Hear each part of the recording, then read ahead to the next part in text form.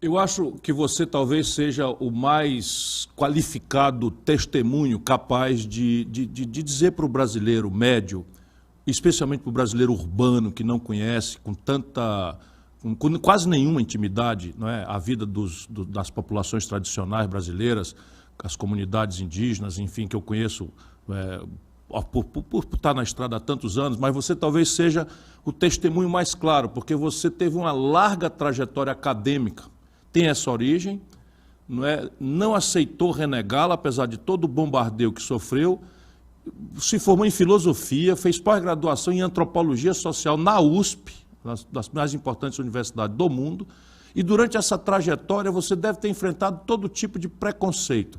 E ainda assim você afirma a sua identidade indígena e o faz com doçura, e embora seja muito forte. Fala um pouco para mim dessa coisa, como é que foi, né? Você já disse que quiseram aculturá-lo e você passou aí provavelmente uma transição ainda incapaz de compreender, como compreende hoje, essa força de fora para dentro, recupera a sua identidade e praticamente sem rancor, mas com muita força, você enfrentou e vence extraordinariamente os preconceitos.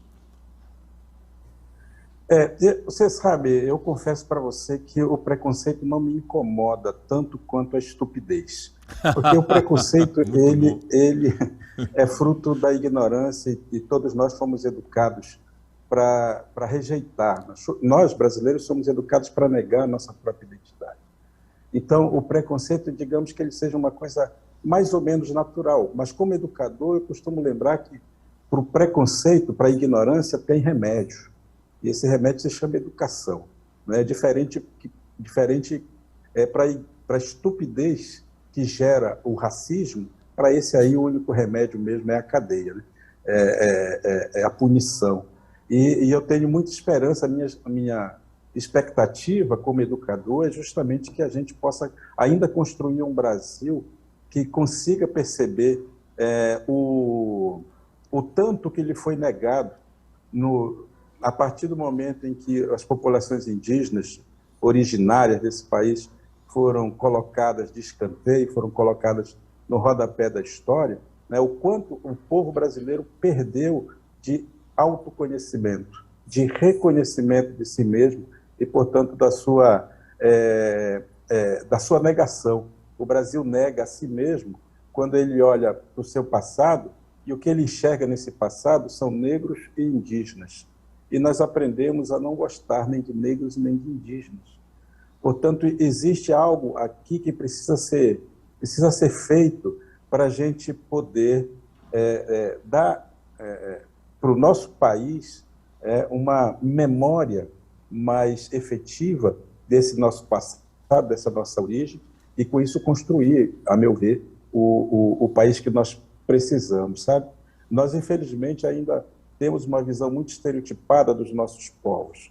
E esse preconceito que a gente acaba sofrendo justamente por se autoafirmar indígena, né, vem justamente de uma sociedade que foi educada para a negação.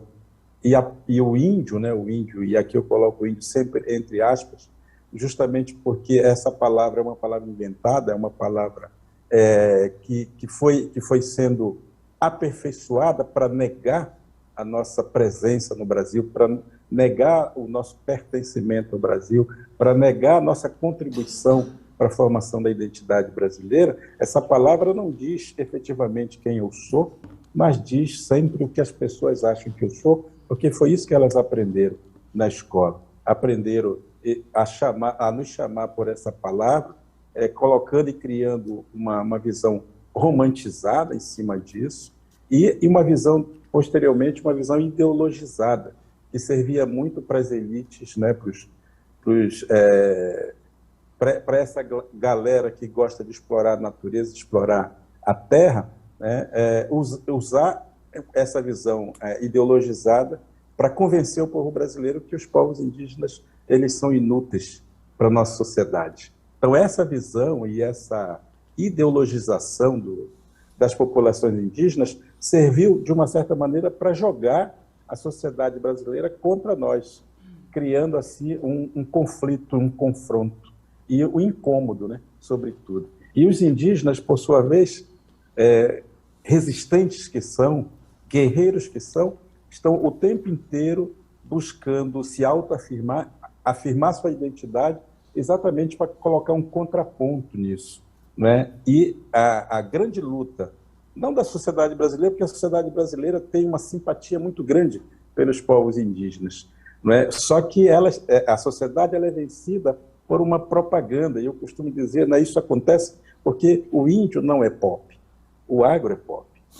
Né? E o pop não poupa ninguém, né? O pop ele quer mais, nesse caso o agro, ele não poupa ninguém, ele quer mais destruir, quer detonar, e detonar inclusive as pessoas que dependem da natureza, que protegem a natureza, que se sentem parte da natureza, como integrantes mesmo, né, desse ambiente que nós vivemos. Infelizmente ainda há muito há esse preconceito, essa visão distorcida, que graças ao esforço dos povos indígenas, nunca tem sido esforço dos governos, mas graças ao esforço dos povos indígenas, a gente tem procurado vencer, né? E eu costumo lembrar, Ciro, que o esforço nosso é sempre muito maior do que o esforço do Brasil, né? O sacrifício, o ônus é muito mais nosso, né? De nos apresentarmos para a sociedade, porque isso significa que a gente tem que deixar as nossas comunidades, a gente tem que estudar numa universidade que nem sempre consegue entender a nossa própria identidade, a gente não consegue nos articular dentro da estrutura da sociedade, porque a sociedade quer, sobretudo, que a gente negue o que nós somos. E mais uma vez, repito, né? Talvez por isso eu acredite tanto na possibilidade de a gente transformar o Brasil a partir desse projeto nacional de desenvolvimento que vai e que contempla certamente as nossas demandas.